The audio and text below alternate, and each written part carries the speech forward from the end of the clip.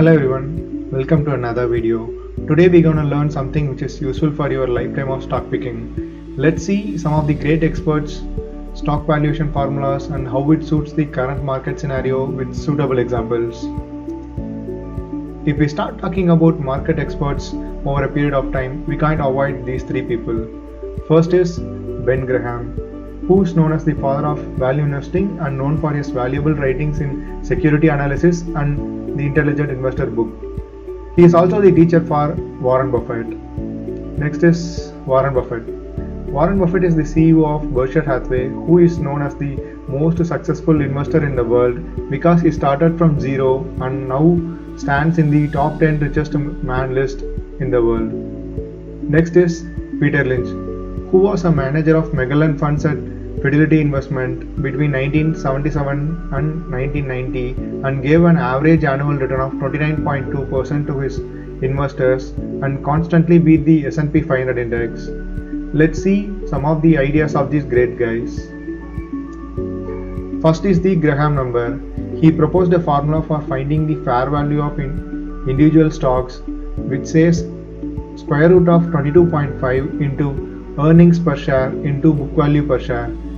Let's see this with an example. Let's take Reliance Industries. Reliance Industries earnings per share stood at 77.5 and the book value per share stood at 1042. According to this formula, their fair value is 1347.96 rupees. Next, margin of safety. Ben Graham quoted this margin of safety method in his Intelligent Investor book. What's margin of safety? It's a value investing principle where the total value of all the shares of the company is 30% less than the intrinsic value of the company means, then the margin of safety would be 30%. They calculate the intrinsic value used here based on the 10-year discounted cash flow. When you look at the graph, the blue line is the intrinsic value and it goes up when the years passes. The pink line is the actual share price fluctuation around this intrinsic value of that company. Whenever the share price falls below the intrinsic value line, it's considered as the fair value to buy. As the time goes and the gap between the intrinsic line and the share price at the bottom increases, this creates more cushion to the investor and the share price will be available to us at much cheaper price. To explain with more details, let's take a company whose 10-year earnings and the asset accounts to $1 billion and the stock market capitalization only accounted it at $500 million, which is just the half of $1 billion. This creates a margin of buffer by 50%. Even if you adjust these assets and earnings with the US inflation rate, still there will be a 30+% of margin of safety available for the stock if we buy at the current price. Next is Peter Lynch's favorite ratio, PEG ratio. Actually, he was referring to three main factors to decide a fair value of a stock. It's based on the idea that the fair price to earnings ratio for a growing company is equal to its growth rate. The stock's PEG ratio is price to earnings divided by the growth rate of earnings. Generally, less than 1 is considered as undervalued and greater than 1 is considered as overvalued. He looks for the stock's 5-year EBITDA growth rate and the stock's earnings per share without non-recurring items for the trailing of 12 months through the most recent quarters. Let's discuss this with an example of HDFC Bank and Ultratech Cements. HDFC Bank's 5-year growth rate was taken and the market price of 1774 is taken. Don't think when did HDFC Bank went to 1774? It's before the stock split happened in the September 2019.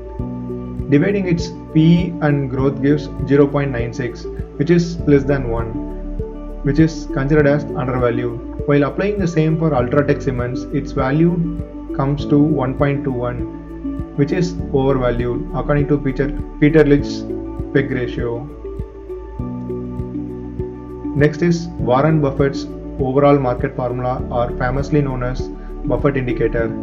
It's the division of market cap of all the stocks in the country divided by GDP of the country. Generally 0.5 to 0.75, the market is said to be modestly undervalued. Also, the market may be fairly valued if the ratio falls between 0.75 and 0.9, and modestly overvalued if its value falls within the range of 0.9 and 1.15. Let's see this with Indian context. Currently, Indian market cap to GDP is at 103.47, which is much higher than the historic Indian market average of 77%. This may be one of the reasons why the market is currently stuck at 15,500 to 16,000 range.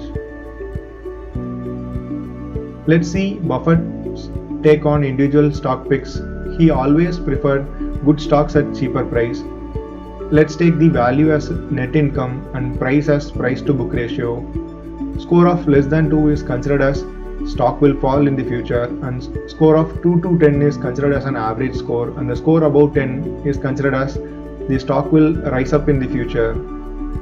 My take on this is this won't work well with different sector companies in this overvalued market. We can use this formula to compare same sector stocks and their standings in this value. This helps to pick a better stock in a particular sector using this comparison method. Here I just took few public sector companies as an example, and Buffett value of Indian Oil Corporation is 6.84, where the net income as a percentage to total income stood at 5.95% and the price to book ratio is at 0.87. Same for NTPC, which is National Thermal Power Corporation. Its value is 14.41 as per this calculation, and for PFC, which is Power Finance Corporation, its value stood at 29.26. This high value for PFC is mainly because the company is now trading at a much discount to its book value. One cautious thing is please use this to compare same sector companies. Like if you are about to buy an FMCG sector stock, use this value and compare different companies in FMCG. Yes, with this the video ends. I am happy to hear suggestions from you. If you want more videos like this, subscribe to my channel and stay connected to my channel. Thank you for watching.